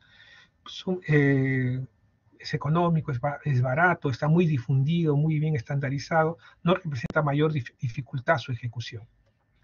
¿Y para qué nos sirve? Para establecer las características homogéneas de los suelos. Los suelos normalmente se caracterizan por la característica del CBR. ¿Cómo obtenemos el CBR de la subrasante? Si tenemos 6 o más valores con características homogéneas, o sea, más o menos similares, sacamos el promedio. Si es que son más o menos similares. Pero si tiene menos de 6 valores con características homogéneas, es decir, tiene un valor de 20%, otro valor de 40%, otro valor de 15%, entonces, si los valores son similares, puede usar el promedio. Pero si no son similares, se tiene que sectorizar. Sectorizar los sectores. Entonces usted agarra y dice, bueno, acá tenemos suelos con características heterogéneas. ¿Cuál es la característica del CBR, la subrasante? ¿Con qué CBR vamos a diseñar nuestro pavimento? ¿Con este que está aquí? ¿Con este? ¿Con cuál? Entonces, una forma puede ser que usted sectorice. Para este sector, un tipo de pavimento. para todo este sector, porque tiene el mismo tipo de suelo. Para este otro sector, otro tipo de pavimento. ¿Y qué hacemos aquí? Reemplazar este suelo. Este suelo se va a reemplazar, porque es inadecuado. Es un suelo localizado, y es una arcilla, es lo que se llama mejoramiento de suelos, va a reemplazar. ¿Y aquí qué hacemos? Bueno, aquí podemos uniformizar los suelos. Uniformizar para tener un solo uniforme y tener un solo diseño. Pero ¿cuánto cuesta ese reemplazo? Cuesta tanto. ¿Y cuánto costaría hacer diseños distintos? Veremos. Podemos tener esta opción. Hasta aquí un tipo de pavimento y aquí otro tipo de pavimento, que implicaría hacer una transición obviamente en la rasante. ¿Cuánto cuesta estructuralmente este pavimento nuevo? ¿Contra cuánto costaría hacer este reemplazo? Así usted va evaluando alternativas. Va evaluando diversas alternativas hasta obtener la que sea técnica y económicamente más rentable, dentro de las restricciones que se tenga como proyectista. Este suelo de aquí, mira, sabes que aquí hay un banco de materia orgánica, ya pues se retira, se reemplaza por material de cantera, de manera a tener un tramo uniforme. Y así usted va homogenizando la subrasante. Los parámetros de mecánica son los que nos permiten esto, decidir qué hacemos con nuestras capas. ¿Qué valores debemos tener la subrasante? Si un CBR es menor que 3%, es una subrasante inadecuada. No se debe utilizar, se debe reemplazar los suelos. Como le decía aquí, en esta figura, este suelo probablemente tenga un CBR bajo, hay que reemplazarlo. No es útil. Una subrasante pobre, entre 3 a 6%. Una subrasante regular, entre 6 a 10%. Una subrasante buena, entre 10 a 20%. Muy buena, entre 20 a 30%. Y una subrasante excelente, mayor que 30%. Yo le recomiendo que en sus diseños de preferencia siempre busque tener una subrasante muy buena a excelente. ¿Por qué? Porque cuando damos estos parámetros, sabemos que en campo van a decir, bueno, pues salió 18, salió 17, casi igual, es lo mismo, ¿no? Siempre tenemos esa tendencia a decir, ya casi lo mismo, ahí nomás, ¿no? O sea, tenemos esa idiosincrasia. Entonces, como el tema de calidad no se puede negociar, lo que hacemos es buscar que tenga, en principio, una subrasante de muy buena a excelente. Es decir, mínimo 20 a 25%, de preferencia 30%. Si usted logra tener subrasantes con 30%, ya por lo menos tiene una garantía del comportamiento del pavimento. ¿Por qué exigimos eso? Para no ver, o para que nuestro resultado no sea lo que vemos en las calles continuamente. Esos baches, esas fallas permanentes que vemos en las calles. ¿Estamos hartos de eso? ¿Nos molesta ver eso? Por supuesto que sí. Pero porque una de las formas de evitar que eso suceda, exigir subrasantes excelentes. Y este ensayo CBR, como digo, se logra en el laboratorio y es sumamente útil. Y es una base para la determinación de las características de la subrasante, que es la estructura, recuerden, la subrasante siempre es la estructura sobre la cual vamos a apoyar el pavimento. Y esos valores nos sirven para calcular el ensayo del módulo de resiliencia. El módulo de resiliente es un ensayo que se realiza reconociendo que el suelo tiene propiedades elásticas, que se comporta con deformaciones elásticas, es decir, se deforma y se recupera, como si fuera una esponja que aplastamos y se recupera, ¿no? Esa es la finalidad del ensayo. Este ensayo se hace en laboratorio y se repite muchas veces la carga, 5.000, 10.000, 15.000, 20.000, 25.000 veces, según lo que se espera como tráfico. Y se va viendo la deformación. A las 5.000 cargas, ¿cuál es la deformación total y la deformación permanente? Esto es la recuperación, la diferencia que hay entre la deformación total y la deformación permanente. Si hacemos la analogía que le decía hace un momento.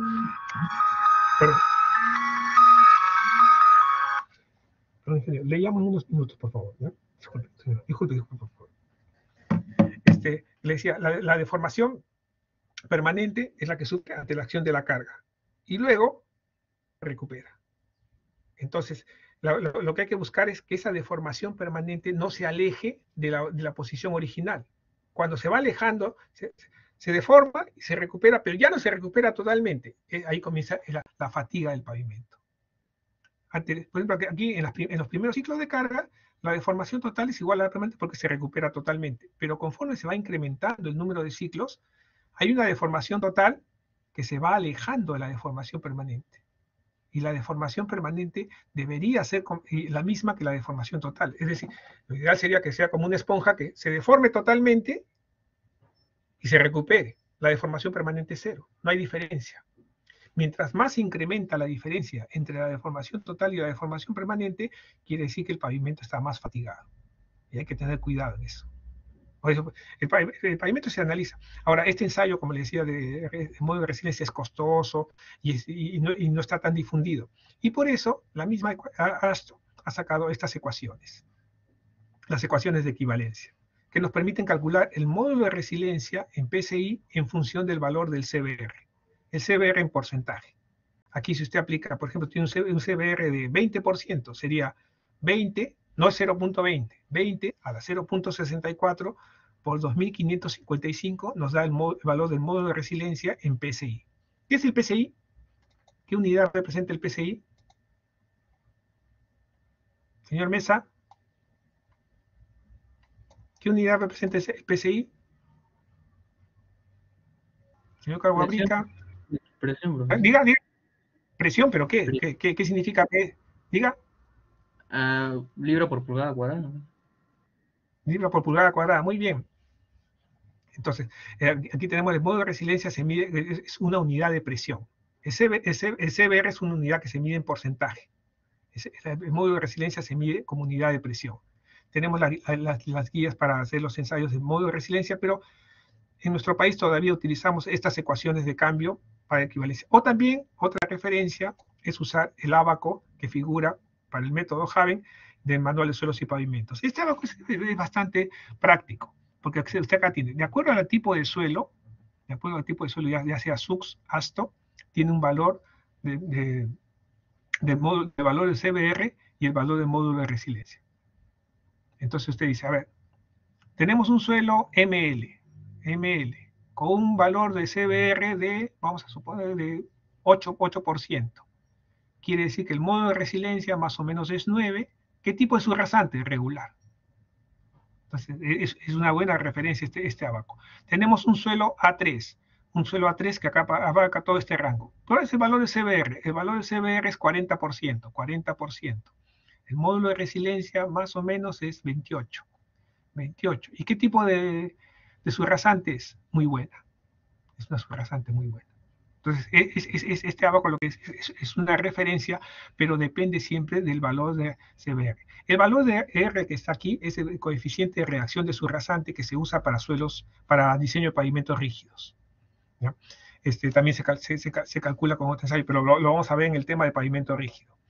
Pero este abaco básicamente para mecánica de suelos es sumamente útil. Usted tiene acá un suelo A1A, A1A, todo este rango de valores. ¿Pero qué valores tiene CBR? El valor del CBR es 80%. 80% implica un módulo de resiliencia de 42. Muy bien. ¿Qué tipo de subrasante? Excelente. Ya va sacando una línea. Entonces, bueno, y le ayuda también para memorizar más o menos en qué estamos con cada tipo de suelo. ¿Qué significa un suelo MH? Un suelo MH puede tener, ¿cuánto sería el valor máximo que podría tener un CBR de un suelo MH? Bueno, un valor máximo de 5 o 7%. No me pueden decir que es un suelo MH con un CBR de 40%. No tiene coherencia. Los suelos MH solamente llegan hasta un CBR de 8% como máximo. Entonces, como digo, es una muy buena referencia este abaco que nos ayuda a tener una idea clara. Y mira, a ver, usted me dice que el suelo que ha analizado es un suelo CH. ¿Bien? Ya, muy bien. O vamos a ver un suelo ML, ya, un suelo ML. Y me está diciendo que el CBR es 60%, no puede ser, pues. No sé, porque los suelos ML solamente tienen un rango de 5 a 15% como máximo de CBR. No puede tener un valor de CBR de 60%. Algo se ha hecho mal. O se ha hecho mal la clasificación o se ha hecho mal el ensayo CBR. Porque no tiene coherencia.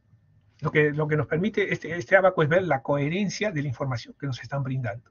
O la información que nosotros mismos elaboramos. Independientemente del equivalente de arena, del índice de grupo, del índice de plasticidad, de los otros valores que podamos determinar. Bueno, para esto, con todos esos ensayos que hace usted, hace su estudio de suelos, pues. Su estudio de suelos y hace el informe de exploración. El estudio de suelos es un tomo que siempre figura en cualquier estudio de carreteras. Cualquier estudio, usted baje de internet cualquier estudio de carreteras y va a encontrar el estudio de suelos. Parte del anexo de estudio de ingeniería, estudio de suelos, diseño de pavimentos, fuentes y canteras. Y es muy bueno que lo baje. Por ejemplo, en este caso tiene 8 tomos, ¿no? 8 tomos, ¿por qué? Porque están todos los ensayos, hay muchas cosas que no son realmente tan útiles, ¿no? Pero bueno, tiene que presentarse. Este es el estudio de la carretera Tacna-La Paz, el tramo Tacna-Colpa. Revise, bájelos de internet, están disponibles, y ahí va a obtener. ¿Qué información tiene? El perfil estratigráfico, primero que nada, que nos da la representación de campo de cómo es la carretera, los diferentes estratos de acuerdo a las calicatas que se han encontrado. Recuerde lo que estábamos viendo al principio. El número de calicatas es lo mínimo que usted debe sacar. No es que con eso ya está bien su estudio, no, es lo mínimo que debe sacar. Nos da la clasificación del suelo y la caracterización de la subrasante. El perfil estratigráfico nos permite ver qué tipo de suelo vamos a enfrentar a lo largo de la carretera, qué condiciones tiene, para poder saber sobre qué estructura, sobre qué superficie se va a apoyar nuestra estructura de pavimento y qué requerimientos necesita nuestro pavimento. Pero además necesitamos otra cosa, la carga. Ya sabemos las características de los suelos, correcto, pero para poder diseñar la estructura, igual como un edificio, ¿no? Usted ya sabe las características del concreto que va a utilizar, concreto 210, correcto. Ahora, ¿cuáles son las cargas? ¿Cuáles son las cargas? ¿Cómo va a diseñar? Bueno, vamos a soportar sobre un suelo de características de una capacidad portante de 4 kilogramos por centímetro cuadrado. Bien, está bien. ¿Cuáles son las cargas? ¿Va a ser un edificio? ¿Va a ser una vivienda? ¿Qué tipo de cargas va a haber? Igual necesitamos saber esto. Y representado el perfil estratigráfico, esto usted lo tiene que leer como un pentagrama. Así, mirar así, y en su cabeza debe formarse el suelo. Debe verlo así, esto significa tal cosa. Cuando usted vea un perfil de mecánica de suelos, ¿qué significa un suelo SW, un suelo ML, un suelo MH? ¿Qué significa? Y usted va viendo y va estudiando las características. Normalmente la información viene acompañada de una descripción, pero esta descripción debería estar ya en su cabeza, las características de ese suelo, para que usted pueda visualizar qué tipo de solución va a dar, qué hacer con este suelo, qué tipo de pavimento le damos. Si no es uniforme, lo que hay que hacer es sectorizar. Lo que decía aquí, regresamos a este gráfico, sectorizar. Trabajar por sectores. ¿Puede hacer diseños de pavimento por sectores? Sí. Pero tampoco no se pueden hacer diseños de pavimentos cada 100 metros. O cada 20 metros. Los sectores de pavimento deben tener una uniformidad porque si no es muy costoso el proceso constructivo. Imagínese que usted haga un diseño de un pavimento, una avenida. Vamos a pensar en la avenida Primavera, entre la UPC y el puente Primavera. Ese tramo. Y resulta que usted va a decir, una cuadra la hacemos con estas características de pavimento, 10 centímetros de base, 15 centímetros de subbase y 2 pulgadas de carpeta asfáltica. La siguiente cuadra vamos a hacer con 40 centímetros de subbase, 25 centímetros. Es muy costoso el proceso constructivo por los cambios. Entonces hay que estudiar la uniformidad del pavimento, la uniformidad de la estructura.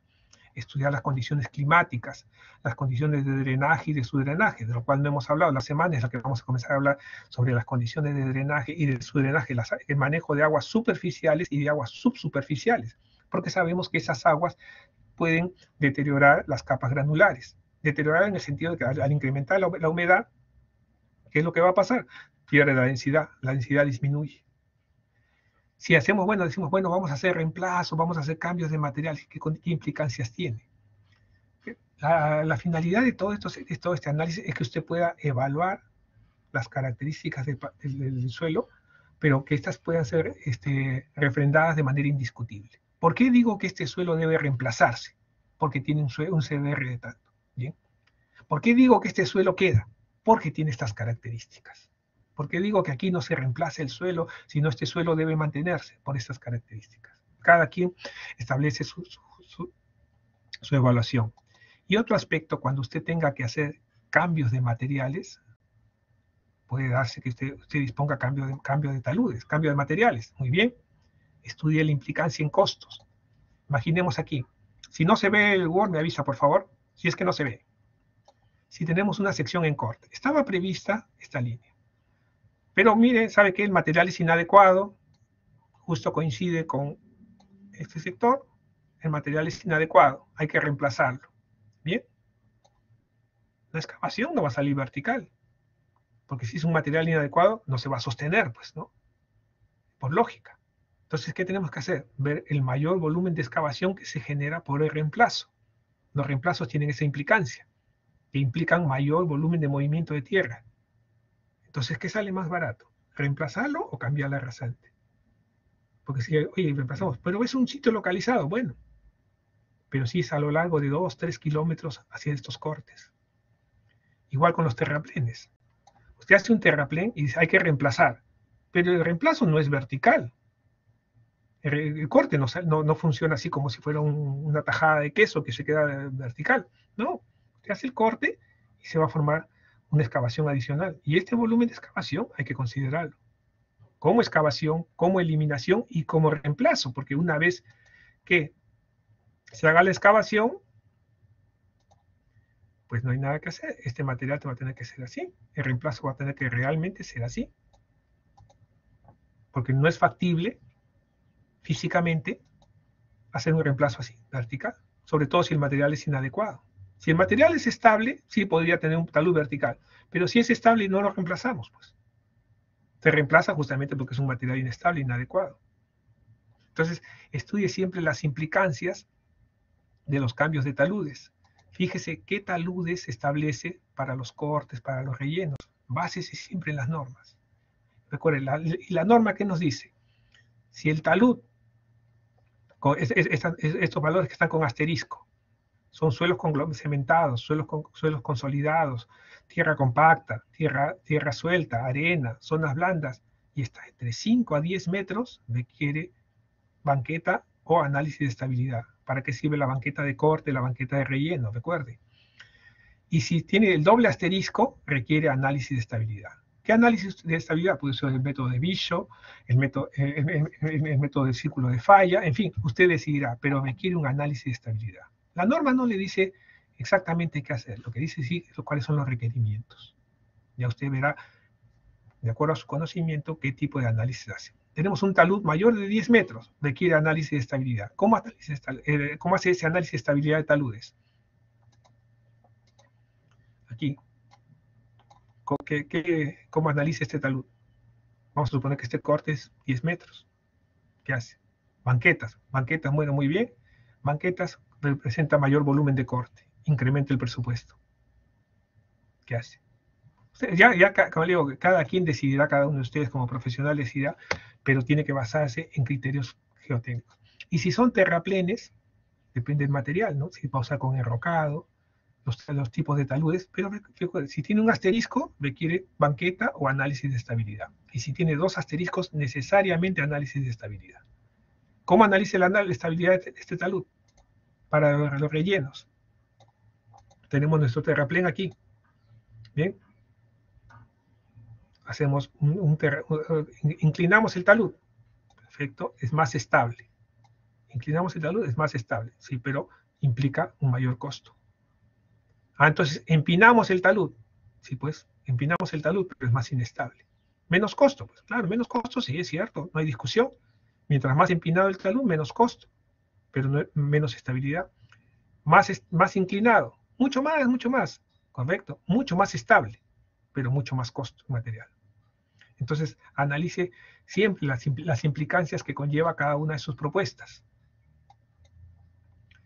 Y finalmente, cuando tenemos la subrasante, hay una característica, que todos los materiales deben ser suelos con un CBR mayor a 6% y un espesor no menor a 60 centímetros. No se aceptan suelos menores a 6% en espesores de 60 centímetros por debajo de la subrasante. Por eso es que uno a veces es tan exigente en el tema de controles de calidad, controles de la conformación de la subrasante. Yo les decía a la clase pasada que la ingeniera o el ingeniero que se dedica a movimiento de tierras es una persona muy cotizada en el mercado, porque es la que nos da el soporte sobre el cual se va a colocar la estructura del pavimento. es la que transforma el terreno natural en una superficie sobre la cual se va a colocar el pavimento. Y eso tiene que ser acorde con la alternativa económica y técnica que sea la más razonable. Fácil de buscar, ¿no? Pero muy interesante, sí. Puede hacerse diversas condiciones. Cómo estabiliza los suelos, con mezcla de suelos, ahí va a tener sus conocimientos de mezcla de suelos, su conocimiento de cambio de materiales, en fin, todos los conocimientos que usted va adquiriendo los va a ir utilizando. Para los tipos de, cuando tengamos un nivel freático elevado, si la napa freática es elevada, pues mire, si la subrasante es muy buena, el CBR es mayor que 30%, la diferencia entre la cota superior de la subrasante y la napa freática mínimo 60 centímetros, para evitar el deterioro. Si es una subrasante buena, regular, 80 centímetros, como la palabrita mínimo tenga presente en la cabeza. Mínimo no quiere decir que ya cumplió, es lo mínimo que le piden. Si es una subrasante pobre, mínimo 1 metro. Si es una subrasante inadecuada, mínimo 1,20 m. Pero este es el mínimo. Ya usted sustentará si me quiere 1,40 m, 1,50 m, 2 metros. Cuando se coloca los suelos de la subrasante sobre suelos arenosos o suelos que tengan características inadecuadas, se puede colocar una capa de material anticontaminante entre una subrasante arcillosa y el pavimento. Eleva el costo, sí, pero puede ser que estructuralmente sea lo necesario. ¿Para qué? Para evitar que asciendan los suelos finos por capilaridad, asciendan hacia las capas granulares. Esta capa anticontaminante lo que hace es romper la vía por la cual podrían ascender los suelos arcillosos hacia las capas granulares y contaminarlos. Al ingresar suelos arcillosos, capas granulares, suelos finos a las capas granulares debilitan la capacidad de soporte. Me ocurre que mientras más arcillas tengan los suelos son más débiles en cuanto a su capacidad portante. Esta capa granular, el mínimo también es 10 centímetros, pero usted diseñará el espesor, puede ser 15, 18. Obviamente siempre está vinculado al costo. ¿Cuánto cuesta colocar esa arena? ¿De dónde sacamos esa arena? ¿A qué distancia está? ¿Y cuánto cuesta conformar esa capa? Otra alternativa, si usted tiene el nivel freático alto, es elevar la subrasante. Pero si eleva la subrasante, el ancho tiene que mantenerse. Entonces, si usted va elevando la subrasante, recuerde que no puede disminuir el ancho, ¿no? El ancho tiene que mantenerse. Entonces tiene que construir un terraplén para poder alejarse de la subrasante, que se usa en la carretera Hilo Desaguadero y Urapataguasi, se ha usado esta técnica de construir terraplenes para alejarse del nivel freático, pero tiene una implicancia en cuanto a costo. Si usted trabaja por encima de los 4.000 metros, zonas heladas, o necesariamente puede ser 3.500, 200, Cerro de Pasco, Carhuamayo, por ejemplo, es una zona, caramba, qué interesante, es una zona con unas heladas terribles, pero terribles, en verdad, quienes sean de la zona de Carhuamayo, Cerro de Pasco, realmente, que son las zonas que sale hacia Bolívar, por ejemplo, desde Cerro de Pasco hacia Ancash, que es ¿cómo se llama este sector de la zona norte de Lima también, después de Sayán, Churín, Ambo, Ollón, Ambo, son zonas que están sujetas a heladas. Y cuando se congela el agua, el suelo se hincha. Pues, y hay suelos que son muy susceptibles al congelamiento y presentan deformaciones. Las deformaciones producen grietas. Al hincharse, al deformarse, producen grietas. Y esas grietas permiten el ingreso del agua. Entonces, y también generan vacíos que pueden generar las fallas. Entonces, lo que hay que estudiar es cómo se va a comportar. Todo este tema de la mecánica de suelos es realmente fascinante. Fascinante es estudiar cómo es el comportamiento de los suelos, qué propiedades va a tener. Y sobre todo que uno tiene que dar soluciones no perfectas, sino lo más óptimo posible dentro del rango de restricciones. Usted puede decir, bueno, entonces hay que construir el terraplén más alto, hay que alejarnos. Sí, pues, pero ¿cuánto cuesta? Bueno, hay que hacer el reemplazo de material de 1 metro de profundidad para poder garantizar que el suelo esté estable, un CBR de mínimo de 30%. ¿Cuánto cuesta? ¿Qué implica? ¿Qué restricciones tiene? Bueno, pues, pero las canteras están... No hay canteras, pues. ¿Qué hacer? ¿Qué hacer si no hay canteras? ¿Cómo mezcla los suelos? ¿Cómo procesa los suelos en cantera para obtener lo que necesita? cuáles son los requerimientos técnicos que necesita para poder transformar las canteras o el cerro en lo que usted necesita. Y todo eso va estudiado en su informe de exploración de suelos, en su estudio de ingeniería, donde va el perfil estratigráfico, las características de los suelos, la suber rasante, cómo deben quedar, la sectorización que usted ha hecho para la suber rasante, las condiciones para los taludes de corte y para los terraplenes, y finalmente la suber rasante. Una vez definida la suber rasante, la característica del terreno donde cual va a apoyar su pavimento, usted comienza a estudiar las cargas que va a soportar, que es lo que vamos a ver en la siguiente clase. Primero vamos a ver el tema de drenaje, su drenaje, y después vamos a ver el estudio de cargas. Bien, hasta aquí, señores, por favor. ¿Tenemos alguna pregunta sobre el estudio? Me parece mecánica de suelos. De verdad, es muy importante que repase. Yo me disculpo por si de repente le parezco muy cargoso con el tema de mecánica de suelos, pero realmente es fundamental. Es fundamental en nuestra carrera. Y es la herramienta de discusión, la herramienta de sustentación, la herramienta para rechazar, aceptar, opinar sobre lo que estamos haciendo como trabajo, sobre las implicancias que tiene. Las soluciones, muchos pueden tener idea, bueno, cambia todo el material, bueno, haz un terraplén, rellena para alejarse. Sí, está bien. ¿Y qué implicancia tiene eso? ¿Cuáles son las implicancias? Bueno, haz un talud más empinado, más inclinado para que sea más estable. Cierto, más inclinado, más estable. ¿Qué implicancias tiene? Bueno, entonces haz un talud más empinado para que sea más barato. Sí, pues, ¿y qué implicancias tiene? En cada caso tiene implicancias. Estudie siempre las implicancias. Bueno, preguntas hasta aquí, señores, por favor. ¿Están? ¿No están? ¿Se fueron? ¿Se escucha o no se escucha? Sí, se escucha, profesor. Ok, bien. ¿No hay preguntas, nada? Bueno, preguntas para la práctica. La práctica, a ver, dice, teniendo en cuenta que la arcilla se hincha cuando tiene contacto con el agua y cuando se seca se reduce. Sí, pero ojo, siempre y cuando sea arcilla expansiva. No todas las arcillas son expansivas, ¿eh? Hay arcillas que son estables. Hay que ver el hinchamiento, ¿no? Una de las ventajas que da el CBR es justamente nos da el hinchamiento. El CBR el ensayo CBR, el molde se somete al agua, se pone 4 días bajo el agua y se ve la deformación con un reloj de no me acuerdo cómo se llama, un extensómetro. Con un extensómetro se ve cuánto es la deformación, pero no todas las arcillas se hinchan. Claro, si usted tiene una arcilla que se hincha y se deforma, no es adecuada definitivamente. Definitivamente no es adecuada. Tendrá que buscar un material pedregoso o prever que ese pavimento no va a tener una vida útil tan como la esperada. Porque vamos a suponer que no tenga canteras, tiene muchas restricciones, no hay material pedregoso, no hay cómo estabilizar, no tenemos geosintéticos, no hay presupuesto, o sea, tiene todo en contra. Bueno, entonces la vida útil de esa vía no va a ser la adecuada. Es un diseño, va a tener que hacer un diseño para una vida útil corta, pero sabiendo de antemano que la vida útil no va a ser tan extensa como se había previsto. O sea, es la condición. Para cada caso específico se tiene que estudiar. No hay una forma general de dar soluciones. De verdad, como digo, es lo atractivo de nuestro trabajo. Que no hay soluciones, no hay recetas. En cada caso tenemos que hacer estudios específicos. ¿Bien? No sé si eso, por ahí va su pregunta, señor Mesa. ¿Sí? Ok, bien. Ok, gracias.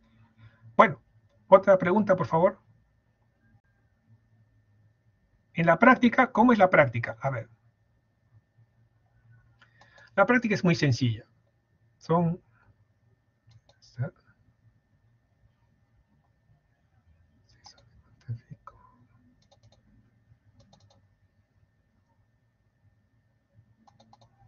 Primero lea las instrucciones, por favor.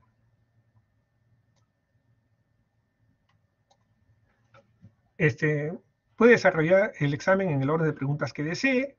Cada alumno debe desarrollar cada pregunta. Usted va a desarrollar el examen como si estuviera dando una práctica en aula. Igual, desarrolla manualmente, no se admite el copia y pega, o sea, copiar y pegar, no. O sea, usted escriba.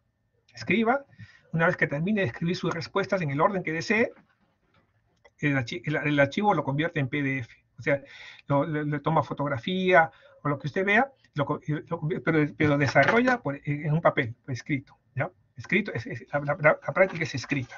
No es un copia y pega de un Word ni cosa, pues eso no se acepta. Entonces usted escribe y envía un archivo, no se aceptan hojas sueltas, un solo archivo escaneado o fotografiado, como prefiera, pero que sea nítida. No tomen fotografías contra la ventana, como para que el reflejo no se vea, porque no se va a calificar. Ya esa es una práctica, digamos, desgastada, de tomar una fotografía contra la ventana para que por reflejo de luz no se vea lo que ha salido en la foto. No se califica simplemente. Es responsabilidad del alumno cuidar el orden y la calidad. Los textos ilegibles no se califican. Y lo envía en el aula virtual. En el aula virtual, en la unidad 3, está establecida la actividad para que ustedes puedan cargar su práctica. Por favor, pongan sus datos. ¿Ya? Pongan sus datos, por favor. El alumno que no pone nombre no se le va a calificar tampoco. Simplemente quedará ahí en el archivo. ¿Ya? Así haya enviado. Les estoy avisando para evitar complicaciones. ¿Qué nombre le pone al archivo? Apellidos, nombres, PC1. Nada más. Y lo carga en el aula virtual. ¿Preguntas hasta ahí? ¿Dudas, señores? ¿En el mismo Word se puede escribir? No. Usted escribe manualmente. ¿Puede escribir en cuaderno cuadriculado? Sí, eso sí. O sea, usted desarrolla como si estuviera dando su práctica en la universidad. Sí, en su cuaderno, en una hoja, como usted prefiera. Pero sí, el archivo es uno solo. Usted escanea o toma fotografía, pero un solo archivo. En PDF. Lo envía en PDF y el nombre del archivo, apellidos, por favor, nombres, PC1. Y ponga también su nombre también en la hoja de respuestas. ¿Bien? ¿Otra pregunta, por favor?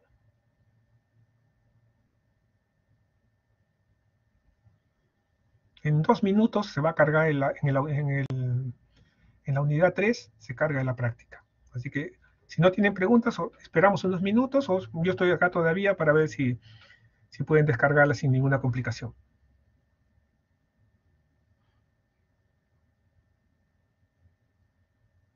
Lean las instrucciones, por favor, evitemos complicaciones, ¿ya? Personas que mandan con otro nombre el archivo, o con otros datos, o no ponen su nombre, ¿no? Por favor, evitemos esa complicación.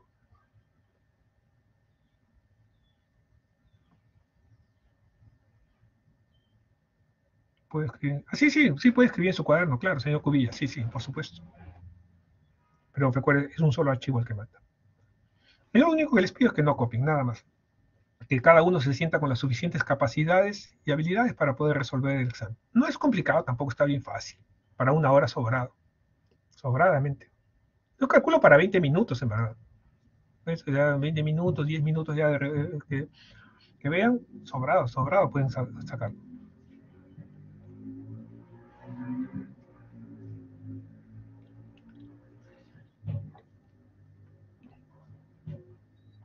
Pero independiente de la práctica, lo más importante es que estudien, en verdad, tengan conocimiento de mecánica de sólidos. Repasen ahora un poco. Y recuerden lo que dice el texto de la práctica, ¿no? Describa, no se le pide copia y pega. En ningún caso se le dice copia y pega. No se le está diciendo a ninguno eso. Describa.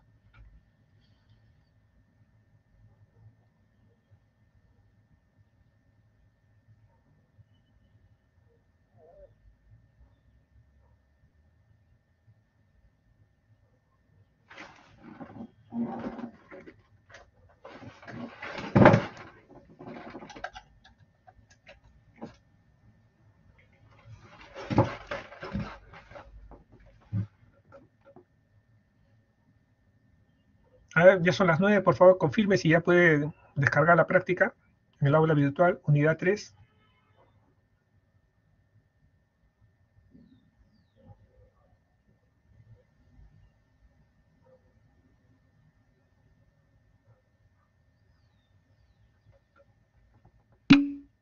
Sí, perfecto, ok.